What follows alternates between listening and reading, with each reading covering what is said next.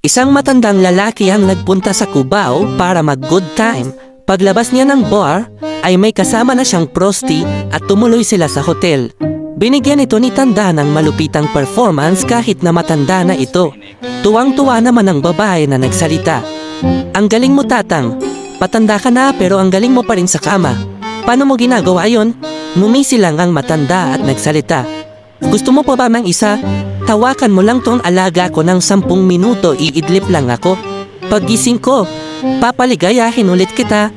Hinawakan nga ito ng babae at makalipas ang 10 minuto ay pinaligaya ulit siya ni Tanda. Nagtuloy-tuloy ang ganong pangyayari hanggang sa makatapos sila ng 5 rounds. Bilib na bilib ang babae sa stamina ni Tanda. Nang pauwi na sila ay biglang nagtanong ang babae. Tatang, ano nga palang connect ng pagpapahawak mo ng ari pag iitlip ka? At bakit ang lakas ng stamina mo kahit matanda ka na? Sumagot naman ang matanda na, alam mo, malakas talaga stamina ko. Pinapahawak ko lang ang ari ko kasi baka bigla mong nakawin ang wallet ko.